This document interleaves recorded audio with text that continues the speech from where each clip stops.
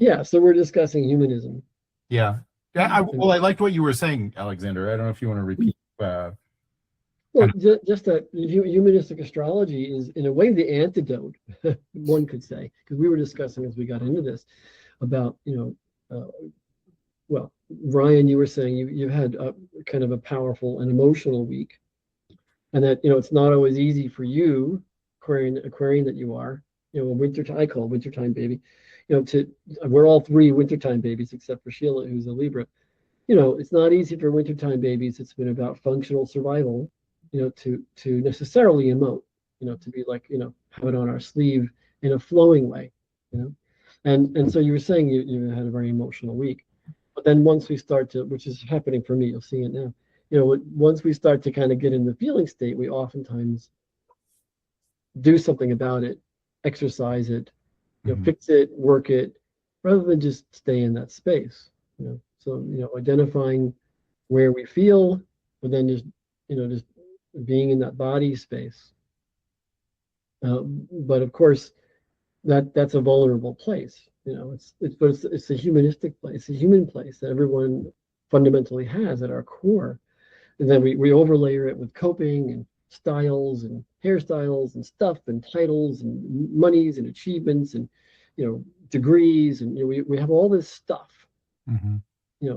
Although we come in, we are sort of proverbially born alone and you die alone, so to speak. Like who is the real self? Occasionally all of us kind of drop our role layer, ROLE, but dropping the role layer and just being in the moment is for most of us really hard. Yeah, myself included.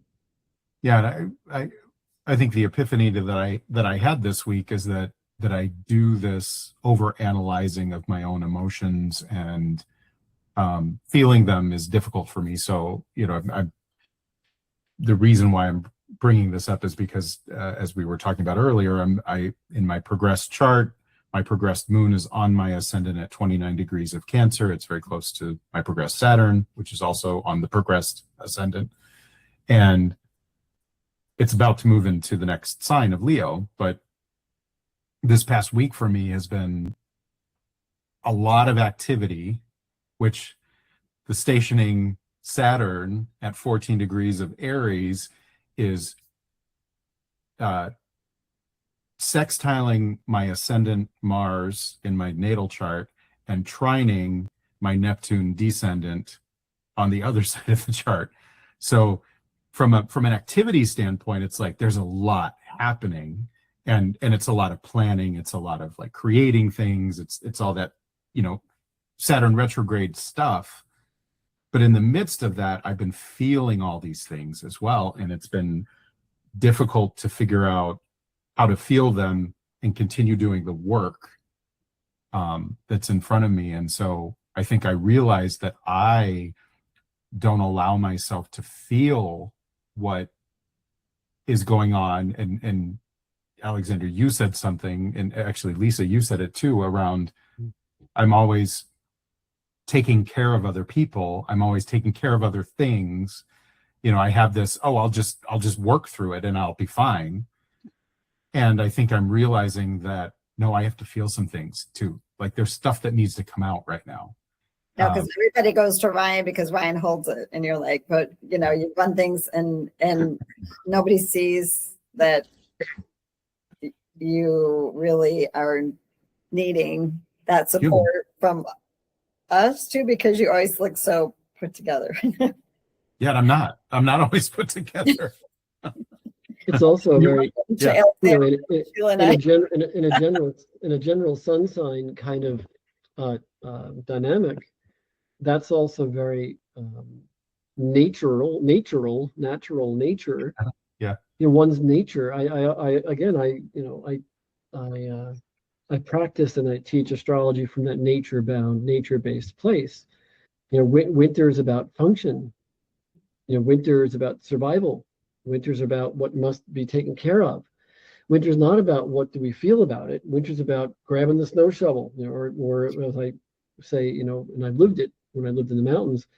When you have 6 feet of wet snow, if you have a 6-foot snowfall on a roof in the middle of winter, you can have a lot of feelings about it, but you better get the snow off the roof. You better do it soon, because it doesn't care what you feel about it. And that's the nature of wintertime people.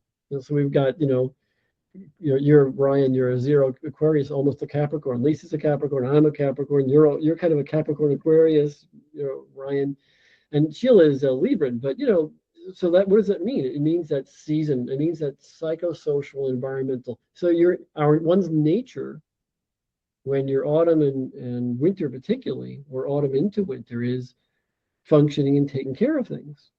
It's to deal with it. That's what's happening when you're born. People are dealing with it. People are functioning, and you're supposed to be part of that mission. That's what every baby is feeling. They're tuning into what the groove is. So I always say, Bill Clinton is the proverbial Leo, the Leo party. To be the party guy, to be the Leo baby center of attention at the party in the middle of summertime vacation. That's baked into a Leonian or Leonine way. But the winter is the opposite. It's not about playtime and being the center of attention or having fun. It's about execution. As you said, Lisa, Ryan's definitely about holding it and taking care of it, addressing what must be done and executing. But yet the opposite sign, that shadow sign, that shadow work, that Jungian work, the opposite of winter and function is just being, just being human. Yeah, because you said something I didn't know. You said you thought that that the shadow side was the opposite sign. Yeah, my theory, I haven't come across it in any other place, but for years I've thought it. I still think it. I think when Jung constructed, because many of Jung's nascent ideas were drawn directly from astrology, directly from his study, his professional study and practice as an astrologer. And so Jung's idea of the shadow that we've heard so much about in the last few decades, that the undifferentiated or the protected, self-protected shadow material, the unconscious survival threat material that we kind of cover. Let's say maybe like Alexander, even wearing white in this, happenstance, projecting a knight in shining armor, with the white horse. But underneath, there's the temper, there's the anger, there's the explosive side. There's the, when I get frustrated enough, a whole other Irish comes out. I joke, that's the shadow. Do I want to necessarily be that? Do I necessarily want to conduct that? But it's my shadow work, And so, Jung's idea of shadow is that which is survival born. And I think it is described in the opposite sun sign, whatever your sun sign is. So, if you're a Capricorn, then the shadow is Cancer.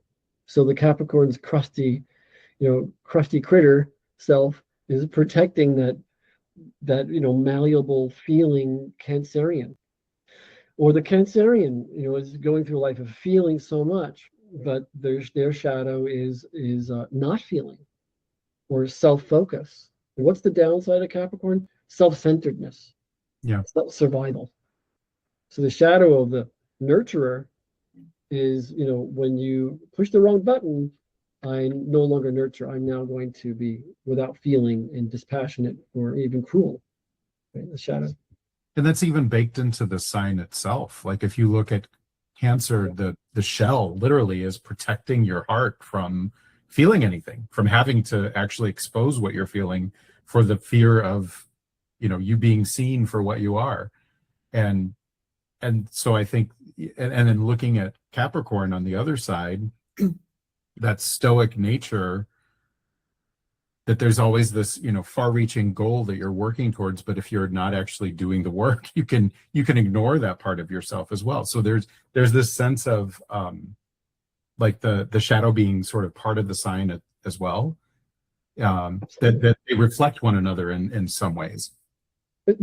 Essential. Yeah. It's nature. It is literally nature, and not to have Sheila out of this mix. The three of us being winter, Sheila being autumn. So the one element of autumn is the preparation for the winter. But what's the opposite of autumn? Springtime. It's the rising self. And so true of so many Librans. I'm not thinking Jimmy Carter, my favorite Libran, but there are many Librans we have one of them here, who, has a role layer of, sort of cautious social preparation, invoking the connecting with the social. But the shadow is the Aries, shooting first, asking questions later, shoot then aim, or attack. How many Libras do we know who have an attacking quality? I was just doing some work today with a client I have and her husband, and they actually are involved. He was a professional sniper. Since he was a child and read a book about a sniper, he always wanted to be a sniper. Yeah. Think about that. He's a Libra. That's very Aries. One of the most famous snipers. He's internationally known for his skill as a military trainer sniper. And one of the other great military snipers is also Libran. Libran, aren't they the peacekeepers? Well, the shadow is Aries. And have I met Librans who are living out their shadow? Hell, I have a hell of a lot. Yeah. And they're frustrated Aries because, they just can't help but focus on the other, but yet they really want what they want. So, yeah. Yeah. We started full circle at Ryan, zero Aquarius sun Ryan here was just having a very emotional, and one of the other tenets of, I think Lisa too, not that Ryan and Sheila can't speak, but, to body-centered Gestalt and other types of Gestalt therapies, the idea where we have our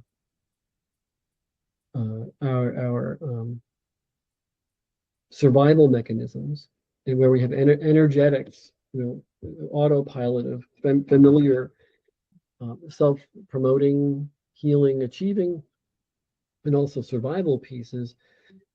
Coincident with that is all this energy, all this psyche energy that's placed and used to keep that system in order. We're always, each of us have our way of ordering our persona, our role layer in the outer world. We also have a way of ordering our inner, shadow. We're attached unconsciously, usually in a familiar way. So we're talking about that when we're discussing astrology in general, but also point specific. We're started with Ryan and your feeling state or anyone's. Yeah. And I think, in real time, experiencing something like a transit and how that's impacting your day-to-day life, it's fascinating to see. I keep a journal with this Honeycomb Collective. It's basically a calendar for the entire year, and on a weekly basis I'm looking to see kind of what's going on. I'll highlight stuff, I'll circle it, and as we know, this week has been incredibly active with a lot of different things happening. You mean astrologically, right? You're saying astrologically, and synchronistically my life has been incredibly active and things have been going on, and but the archetypal way that I'm experiencing that is through this lens of there's all these emotions welling up that I haven't really been feeling for a long time, and what I'm not being able to sort of pinpoint right now is like where they're coming from and what they're stemming from, but having to sit with them and just allow myself to feel them. And we had a discussion earlier as a group about how sometimes you can't think your way through it. You can't analyze your way through it because that's not the energy that's coming up right now. It's emotion. And like, even now I'm thinking about it and I'm trying to analyze it. But there's this underlying feeling that's just there and has been for the past week or two. And then don't forget these eclipses, they're early this year, right? So we're just a couple of weeks away from the solar eclipse. And that's in Leo, so that's going to be square. It's going to be right on my IC. Opposing. Opposing your sun. Oh, I'm sorry. I said, right? Sorry. Opposing. Conjoined and opposing, right? The eclipse is in roughly Aries mid Leo. over here was like, oh, it's square in mine. Oh, I'm sorry. I'm trying to think. It is squaring. Well, no, Sorry, it'll be squaring my nodes. Oh, So in what you just said, I'm going to seize on one thing. You were saying that the last few days, these cycles have been very powerful astrologically, and coincident with a lot of upwellings, a lot of things happening, action, and it's been, for the last few days, and yet then Lisa came in and said about the eclipses. Not that the eclipses always do it, but when they really fall in our chart, so it's it's the manifestations over the last few days that have been going on. You said for the last few days or few weeks. Mm-hmm. Yeah, I don't know how many weeks are in roughly 50 years. But so let's say how many years we have, 52 years a week. So add 52 times 50 years. Oh, somebody out there's math is really good. So that's how many weeks this has been going on. Like that. So the upwelling is not just it's been manifesting externally, but it's been percolating for a very long time. 26 lifetimes. So now it's in this incarnation. This is one of those times of eruption, or yeah, 2,600 weeks in my lifetime so far. Right. So this material has been percolating, like for everybody. All of us are percolating. It's been, and it comes up sort of volcanically, like as a little eruption here, a little eruption there. Yeah.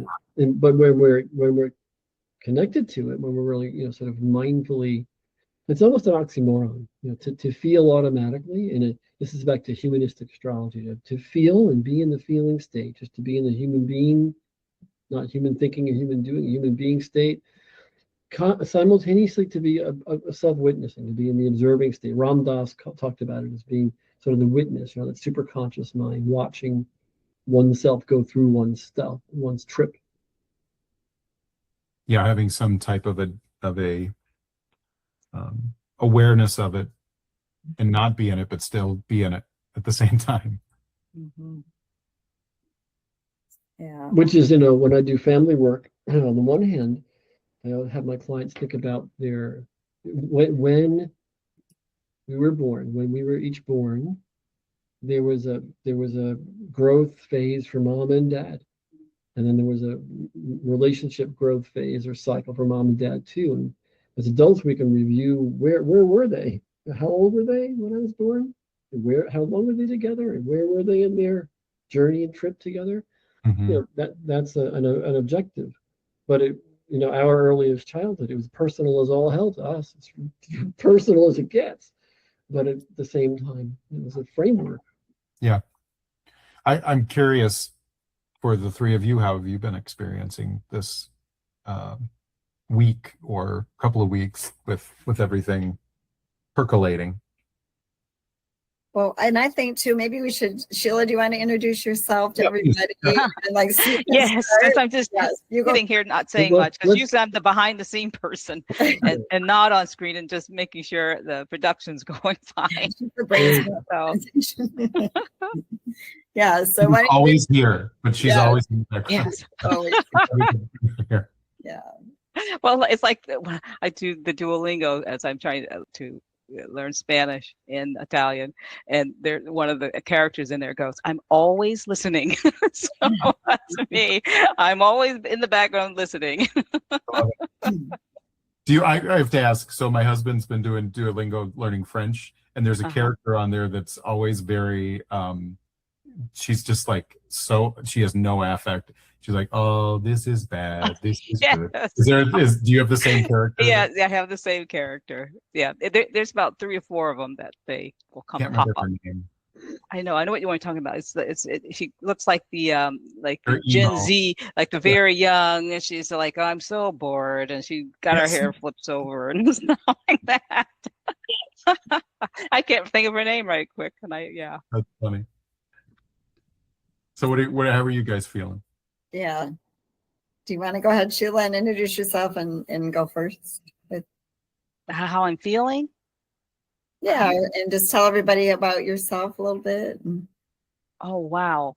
Lisa, thanks. Because I like to be in, I'm Cancer rising, so I also like to kind of be like, just don't want to be hidden and out there. But, I retired 6 years ago from being a chemical engineer for a major corporation. And so sometime, I would say during this time, I have been feeling restless. I don't know, restless and agitated a bit. Like you said, that shadow self of the Libra. I will go Aries if I if I'm pushed, or especially if I feel being attacked, then the Aries will come out. So yeah, but generally I feel like I am the peaceful Libran. I feel Can you. I say something different, Alexander? We should Go say ahead, that. I think any spousal units combined will always, be smirking and thinking and raising their eyebrows at different phases. Oh yeah. If we had Daniel on right now talking about me, I'm sure he'd have a lot to say. Yeah. But anyways, I call them the trio. I enjoy working here with the off the charts trio. I enjoy you. Thank you. But we were saying that this is Ryan, you were saying that Ryan specifically today, that this was the week of the Mars Uranus conjunction, these immediate weeks. It was technically July 3rd, and now we're already almost a month after that. But it goes to show astrology students, all of us fellow students, you can never not be a student. So we kind of forget, we look for the date when things are partile exact, but we forget it's a cycle. I just said to my client moments ago, an hour ago, whatever season you're in, it didn't erupt out of nothingness. Right. There are cycles. There are seasonal cycles. There's an approach. There's an exact, and then there's the wane. The moon. There's a full moon that comes from the phases, and then the new full moon, then the waning. And so we had that Uranus Mars conjunction in early July, and we've been percolating with it. It's been eruptively manifesting. Well, literally, volcanic eruptions, earthquakes in the month of July into early August. We haven't even hit August yet. We've had how many earthquakes worldwide? Japan, a terrible earthquake. Yeah. Prior to that, Venezuela, a terrible earthquake. We had one here in Chicago. There was a 2.9 magnitude earthquake off the coast of Lake Michigan in the middle of the lake.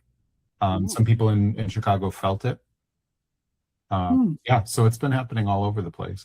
And then volcanic eruptions around the planet as well, let alone any weather system issues, and of course geopolitically, right? So astrology, those mundane political astrologers and mundane earthly, and then the psychotherapeutic astrologers that are Westerners like us, it's been this percolation.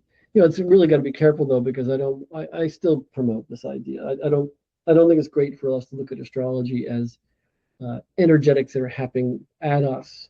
Right. I think it's really important to think about Gaia, like the Earth is not a closed system, but an interactive system. It's not just outside of us; it's internal. Like maybe the third world or fourth world peoples who live in remote Amazonia, who are not hooked up to the internet yet. Maybe they don't know what's happening in Gaza and what's happening in Iran right now. But it's felt. Yeah, it would still be felt. Yeah, so at a macro level, there's probably something happening within that tribe that's a reflection of everything that's going on around in the outside world. What is it? We are a part of all of it, and so there's a pattern that's been set in motion at the beginning of time. That pattern continues to unfold, and we continue to express it. And so just looking up at the planets is understanding that we are a part of that too. There's no break between us and the planets. There's no break between us and each other.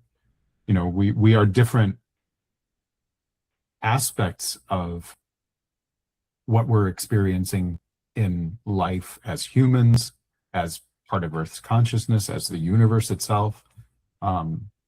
These are all the things that we talk about on this show, but I think I'm curious how each of us is experiencing it right now, personally. Right. So the heart of humanistic astrology is the confluence and interweaving of the inner and outer, not one or the other, not one side of the coin or the other, but the awareness of the conscious being, the soul, but in the whole of it.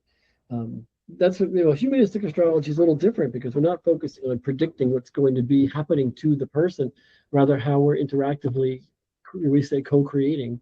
Yeah. Yeah. Okay. So enough of that. It's theory. I just want to make sure the theory part that we talk about gets communicated. Since we hit the record, we decided to spontaneously hit the record button here, moments ago.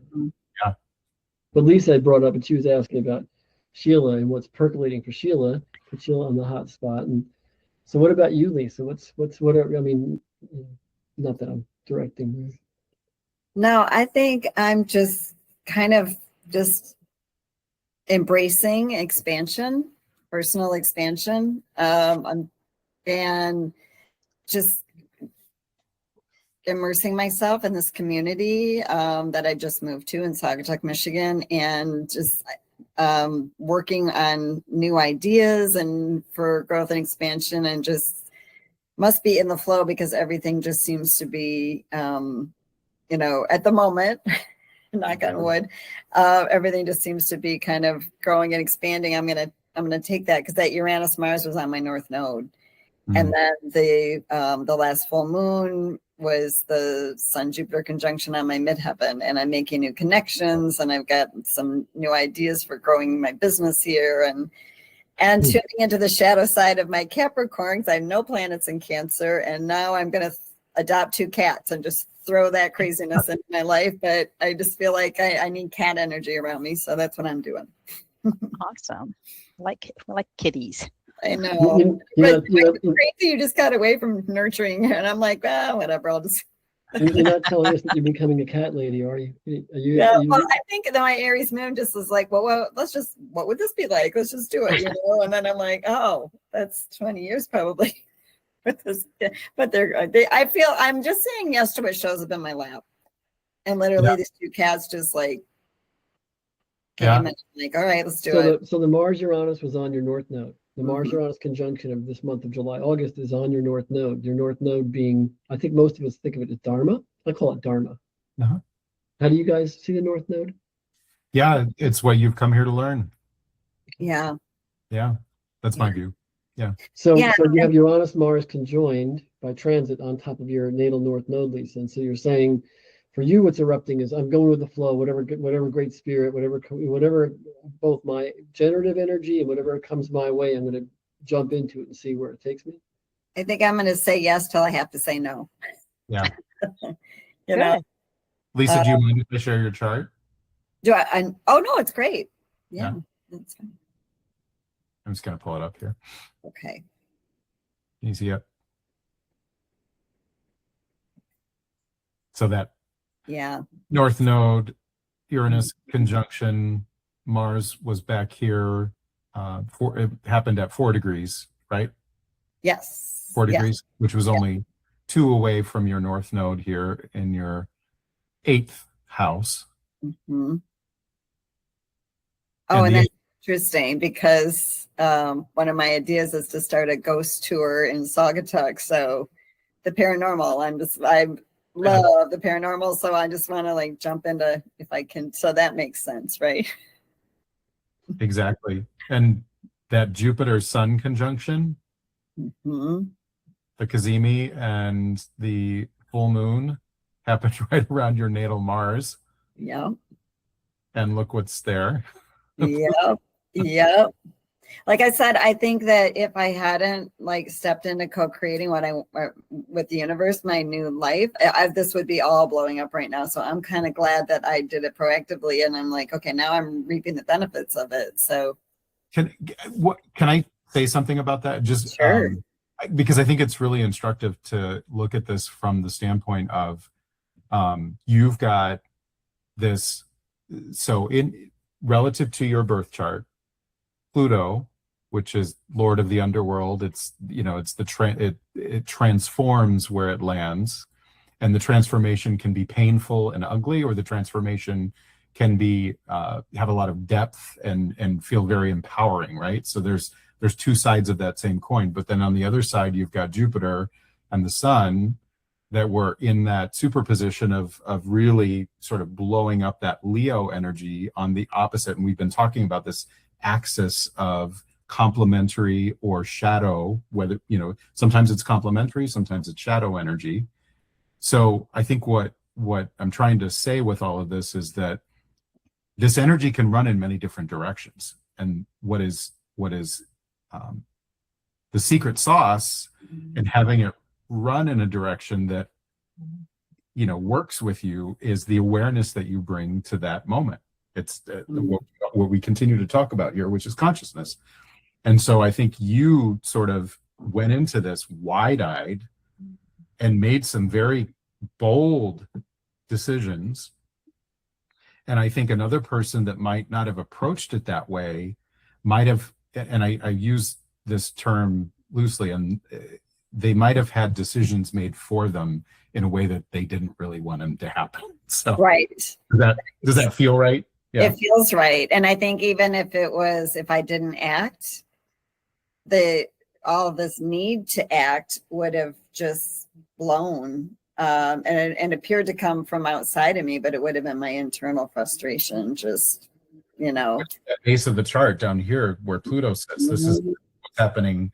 This is the subconscious. It's the internal world. It's all the things under the surface that if you hadn't sort of put your eye on those things and pulled them out of the dark. Right. Because in my life changes, when they were about to percolate, I was meeting with Ryan, and he gave me the fourth date that Pluto was going to square my ascendant descendant. I'm like, wait a minute. That means there's 5 times. And you're like, yes. So it was such an overhaul, and with the Scorpio rising, that Pluto is key. It just was like, your world's going to look different one way or the other. You may as well just create the way you want. And so thankfully it knock on wood again, it appears to be going well, but it's just the ups and, and not everything's, I didn't get everything I wanted. I'm working on stuff, but you just keep moving. I think movement, is so important to me. It's just, do both of you feel, this just popped into my head, and I've been feeling this very strongly lately, and I've been hearing it from other people too that I'm talking to in sort of a asking for guidance from other people, which I don't often do, but there are certain people I'll go to. Do you feel right now that you're being asked to do things that are way outside your comfort zone, and that there's almost like this feeling of sort of leap before you know exactly what's going to happen next? I feel like I experienced that before the changes, and I just decided I couldn't not do it, but yeah. I did feel that for sure. Yeah. Alexander, did you? Well, I'm looking at Lisa's chart since we have that up here. What strikes me about your chart, Lisa, by the way, is that Pluto, well, first of all, one thing I think would be a great perspective is that looking at your natal chart in the inner wheel here, and where the transiting planets are, particularly the outer planets, the ones that are slow movers, that talk about major life situations, right? So first of all, except for Uranus, all the transformative planets have been moving through the bottom of your chart. Mm-hmm. And Uranus, about 7 years ago, since it goes roughly 8 years of sign per sign, 7, 8 years of sign. Mm-hmm. 7, 8 years ago, Uranus was crossing your 7th house. Mm-hmm. And so again, nothing comes from nothing. Everything's interwoven. That's number one. But while you mentioned that the Uranus Mars on your North Node that we see here is really potent, it's one of the only outer planet that's above the horizon right now. So this chart's been going through a really powerful percolation for a goodly number of years now on the bottom part of the chart, where all those transiting slow movers are. Mm-hmm. And that's the first thing that leaps off the page for me right away. And then secondarily, that Uranus revolution and Jupiter at the top of the chart, Jupiter's 12-year cycles. So I always think of age 12, 24. Right? So then there's progressive thought, like sort of leaping forward, or the manifestation, the creative expression that we do at age 12, at age 24, at age 36, Jupiter cycles. So Jupiter, on your career angle, the sun has been conjoined the last few days. So this week of this year, Jupiter is on your career angle in Leo the whole year. Right now, just happenstance this week, the sun has activated that Jupiter. So there's a particularly powerful time career-wise, potentially for Lisa, maybe including this impromptu recording. You decided to hit the record button, folks. You just decided, oh, let's record this. Some will get it, some won't. But the really key thing is that the Barbo basket we've discussed in other programs falls right on her career angle nadir. So the Pluto's been hanging out at the bottom of your chart, like really bringing up the inner percolation.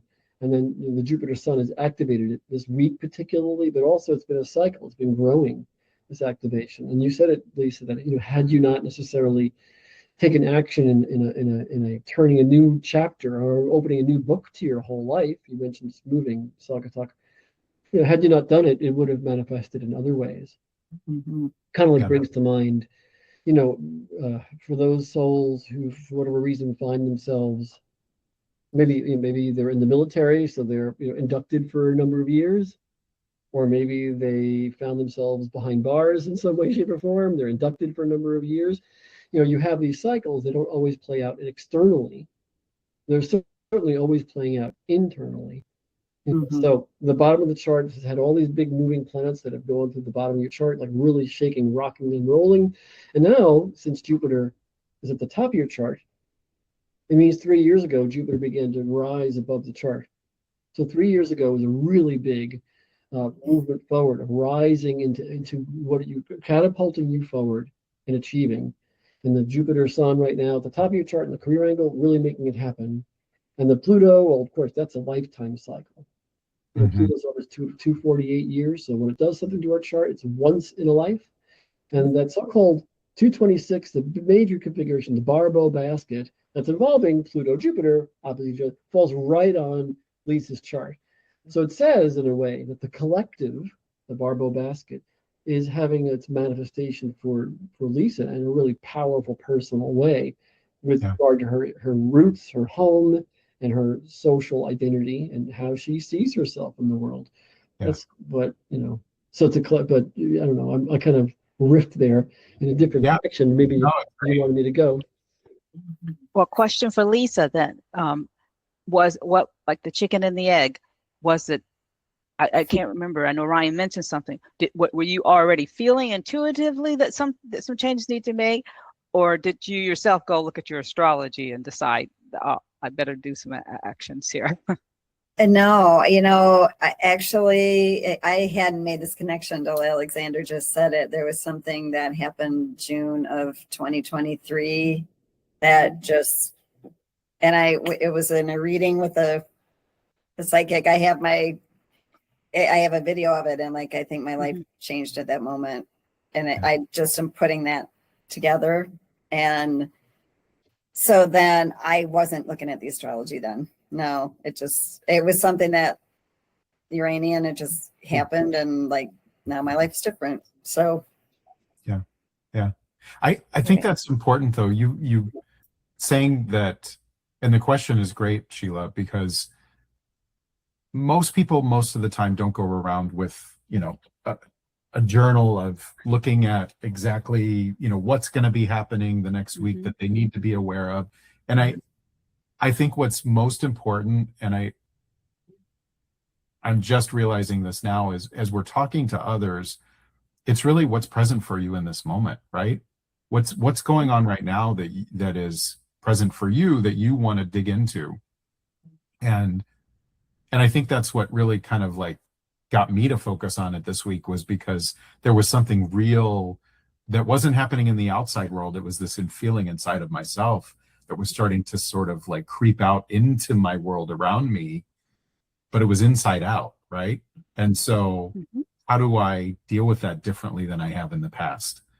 And I'm still learning that. I have trouble with emotions. I have trouble with, I'm great with emotions externally. I love intense movies. I love scenes that just crush you, and I will cry at those, but it's safe because it's out here. When it's me, it's a totally different story. And I think that's something I'm trying to figure out as a 50-year-old man. You want to? Is it time to show your chart, Ryan? Since That's what I was going to say. There you go, there, Lisa. I can pull it up. I keep asking you, Alexander, what's going on with You keep Oh, deflecting. well, no, I'm happy. kidding. Trust me, you know me. Capricorn self-centeredness or whatever. I could lapse into that all too easily. Oh, I'm happy to go I there. did not do that on purpose. Hold on.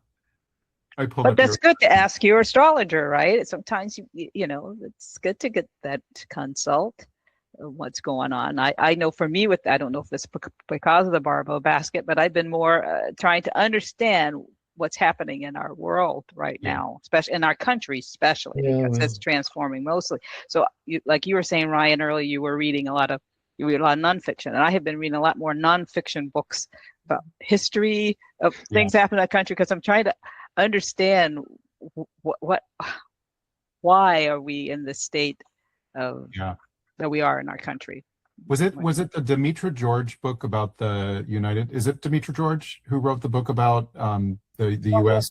or is that Dane Rudyard? No, I think it's Demetra George. I'll have to go back and look at it. But there's a really good book. Got a picture of the Capitol on it. I can't Yes. Maybe that's something I'll look into. It's a great book. I'll send you a link because I think you'd enjoy it. Yes, thank you. So for me, it's all been sort of it all sort of going back to that Pluto transit over my sun, and you were talking about Pluto being a once in a lifetime occurrence at any point in the chart because no human will ever live 248 years for it to go.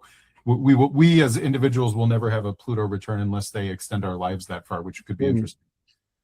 And but so if it hits a point in your chart, it's a major event, not necessarily something that just happens right away. It's this slow brewing feeling that you have, and that really was pregnant for me a few years ago when it was on my sun, and it crossed my sun, or it hit my sun technically 5 times during the course of that transit, and it's currently sitting on my Mercury, which technically is also conjunct my sun. So I look at looking at those together, and what that means is, for me it was this epiphany regarding my point of view on what my life should be about relative to what I was doing in the world. I always had an idea. I always knew that I wanted to be an astrologer, and I've always done astrology. I've been practicing since I was a teenager, but not in a professional sense. And I got super clear in that moment that this is what I wanted to do for the rest of my life. And so for me, that was the experience of that Pluto going over my sun, but it was like a train, kind of railroading me, because I woke up one morning and I had this very crystal clear picture of what it was I was going to be doing. And ever since then, it's been, working that into my actual life. It's like this guttural thing that comes out of you, and then you have to make sense of it. It's not you make sense of it and then everything falls into place. And so all of the transits subsequent to that, in my view, all stem from that moment. That's how I feel it. So interesting. You keep on referring to it as when it hit your sun, which would have been 3 or 4 years ago. I'm trying to think. Well, certainly 2021 when Saturn preceded Pluto ingressing. So that was 2021. So that would have been Saturn external world, Pluto underworld. So that was a powerful year. So it's been a good, here we are 2026, a good 5 years that you've been going through this slow moving cycle, and you keep referring to it as in a past tense. And of course still if you were flying off the street and I saw that Pluto, I'd say, well, it's been all over the chart for quite a long time now, and it's been having other planets that have been highlighting its hyper or super manifestation, but it's been happening for a very long. So it's a long. It's a growth phase. It's since it's a Pluto cycle and a once in a lifetime gig, we could have looked at this birth chart and said, oh, in 2020, there'll be eclipse cycles in Capricorn Aquarius. There'll be Saturn in Capricorn Aquarius. There'll be Pluto in Capricorn Aquarius all together. And then Jupiter in 2020 as well, with even Mars, I think it was 2020. So 2020 and 21, when that sun was getting super hit opposite your Saturn, no less, in your birth chart, it would be a confluent, it'd be a really, really powerful time of who am I in the world and where am I going.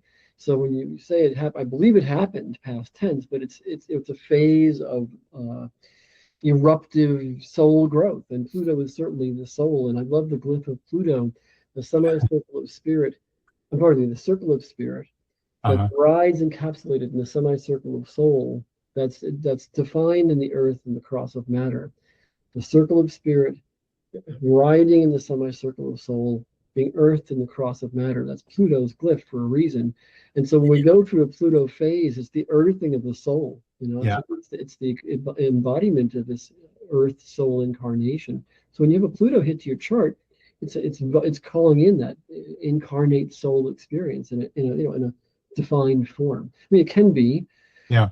There'll be people who will probably be maybe nonogenarians or octogenarians who have this chart, and when Saturn Pluto hits their sun, they pass away. It's the terminus of something and or the birth of something, rebirth, right? We all know that, but so it can be literal, but it's definitely symbolic and metaphoric at least, and so it's an ongoing. So Pluto's been hovering over Ryan's chart for a good bunch of years now, and it's still percolating.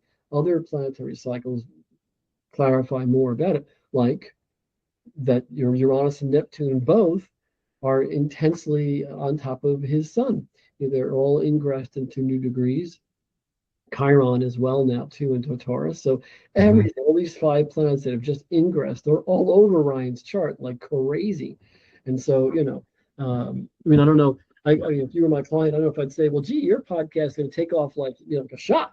I don't know if that's necessarily going to happen in real time for you, but it's a powerful time of you rising, and wishing to make that happen.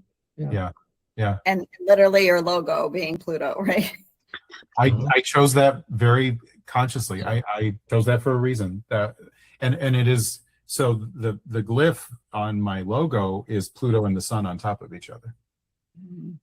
And so that was intentional. And sometimes I think of Pluto as this like hands up, I got you. Like you're found out, right? So Pluto, you can't hide anything when you're going through a Pluto transit.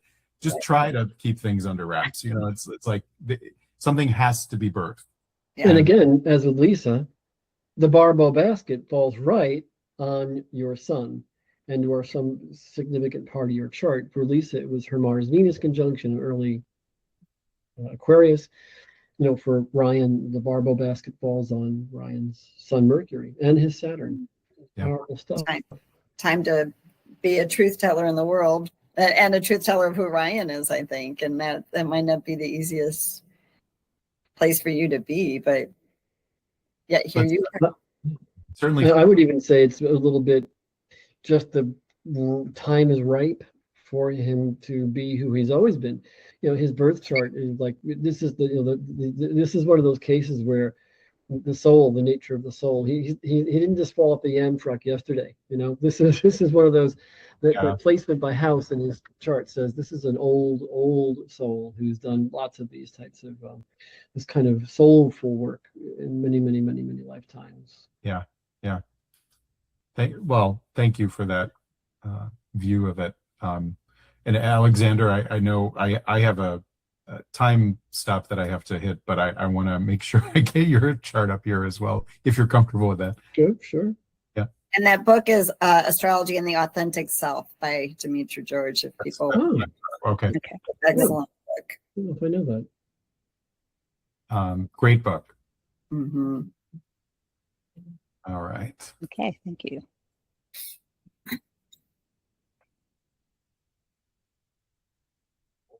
So should I lead, or you guys want to just jump right in? Yeah, why don't you jump right in? The thing, the elephant in the room here is Uranus on your midheaven. Yeah. And that was that Mars Uranus conjunction. being right there too, right? So I mean, so that's where that was. And so it's one leg of that transcendent trine we've been talking about in our programs together. Mhm. One leg of that, that one of those two major cycles of the year 2026, right on my career angle. And so I'm doing this podcast work with you folks, which is really wonderful and really a lovely community, connecting, outside of my own little world. So that's great. Uranus blasting me into social orbit, hopefully wanting to, just connection, social connection. There can be a little bit of the solo astrologer quality, or the artist who's, in their own little world. We all have that. Some people really love that too, but everything in proportion in our lives. So this is the time, right, for Uranus is saying, to catapult me out there. Lisa's having this also, right, very powerfully in your world, your midhaven, but also that Uranus is the catapult effect. Yeah. Yeah. Well, and the other thing I would say right now is that Saturn's stationing at 14, forming a square to your sun and Jupiter in your 5th house. I would imagine, given where it's stationing from as well, that this might be a time of, really kind of taking stock at what you're creating. And is this something lasting? Is it like the thoughts around that might be a little bit more long-term in terms of what am I developing for the long term? What am I creating for the long term? I've got something different. Yeah, please. The Neptune Saturn together, right? So that's going to be because it's Neptune, Pluto, or Uranus, it's a once in a lifetime gig. Saturn will go around the scope, 30 years, 60 years, 90 years, right? But a Neptune, Uranus, Pluto is a once in a lifetime gig. And so the Neptune is square my Mars and stationed there, pretty close, stationed there. It's going to just be hovering around squaring my Mars. Neptune's in my 8th house. So I'm my 8th house cusp, square my Mars. And then Neptune Saturn is still conjoined, although no one else looks at it as a conjunction. I do. Again, I always say, take you out there as an astronomer and literally, take my telescope and show you Neptune, which is very cool in my observatory. It's very cool to see. It is baby blue. It's like incredible deep blue Uranus. Neptune rather. It's very, very baby blue. It's an amazing thing to see. And then Saturn, it's only a hop and a skip. They're right next to each other in the sky. Astrologers, we say, it's 14, it's 10 degrees apart. It's nothing compared to 360. They're right there. They're traveling as a body, right? A system together right now. So I've got Saturn, material reality, Neptune, ideologies, Neptune, deeper, unseen, or hidden, square my Mars, and square my stellium. Mars rules what house? The 8th house. So you guys know, I've had a sinus infection for 3 years. 3 years. 3 years as of May. This I don't know what the hell, we haven't determined yet. Some organism hit me. And I've had a sinus infection for 3 years. And it got worse and worse and worse, kind of, although it was pretty bad throughout, but at different phases, came and went, maybe retrogrades. But finally, I found an ear, nose, throat doctor who really helped me and did a CAT scan, or at least a decent CAT scan, and said, well, you're as infected as can be. In fact, ultimately, he didn't say it quite this way. I just wanted to just tell me what the hell's going on here. I've had, he just said it loud, right? He said, well, your skull is infected. Not only is your sinus infected badly, but your skull itself is infected. Saturn rules the skull. Neptune is usually bacteria. Pluto is virus. Neptune are bacteria. So a bacterial infection, Neptune, Saturn, Saturn skull, bacteria, Neptune, square my Mars, ruler of my 8th house of surgery. So I had endoscopic surgery. They took a pen-like object and rammed it up my nostril. Thank God I got a big schnoz. And they got in there and, scraped out all that stuff and scraped out my skull, and it has provided a great curative. Not fully done yet, though, because the bacteria is still messing with me slightly. So there's a physiological piece. If a person has something cross their 8th house, they might not necessarily have a surgical event, but they might have a surgical event. Either way, the 8th house is about the inner psyche and rebirth of psyche. And, where do I stand in this incarnation in relationship to others, that quadrant, other people? So Neptune, Saturn says, materially, Saturn, fiscally, financially, Saturn age, Chronos. So I'm 65 years of age. I'm having this infection that in some other period, if we were 1,000 years ago, I might be dying from this infection. Saturn, Neptune in the house of death, or transformation, or aging. You know, squaring my Mars, the ruler of the eighth. Yeah, because that Pluto's in conjunct it right now, basically. Yeah, I know. I've been aware of that. That's why, you know, when I was looking at like with this infection, like, you know, year 1, year 2, year 3, like, you know, this is not good. This is not good that this continues to go on. Like, I need to really get to the root of this thing. So the surgery really helped a lot May 5th, but it's still not fully done with me. So there's a physical event that's going to spawn all kinds of psychic internal, you know, percolation. And when we had the Uranus Mars conjunction in early July 3rd, technically, but it's been a period of these weeks, let's say, that the whole cycle has been coming together on my career angle. Another phenomenon is a metaphor. You know, where is my psyche regarding Mars or the state of the world, as Sheila said? You know, I'm definitely find myself very distressed watching my fellow citizens be abducted, erased, assaulted, you know, under the guise of ICE, you know, doing what's just. Although our nation's supposed to be about due process, so I've been really inflamed about it. And I guess, you know, the infection is deep. It's a metaphor, and I certainly have embodied it. And who the hell knows? Maybe my being, you know, really psychically distressed about it. It's not something new. It's been percolating for a decade, or really not more than a decade. Yeah, but it very, very much is distressing. And the two things are happening concordantly. You know, does my psychic emotional stress weaken my immune system and my Mars, my adrenal system, to enable infection to take deeper root? Who the heck, you know, it's all, you know, the old axiom for astrology, as above, so below. It's interwoven, which is the idea of humanism. So as we're looking at these cycles about how they're manifesting, you know, we're always cognizant, well, really, if I were to really do the best work I could for myself and my clients, it's, you know, what is the concordance of this manifestation, you know, inward and outward? Isn't that what we're talking about? Yeah. No, you said it best just then. And I think that is, I hope that one of the things that comes out of this discussion is that people see we are human too. We go through the same things. And so we're sharing this in the hopes that, you know, this is a view into how we view life, how we view these cycles, and how we potentially work with our clients as well.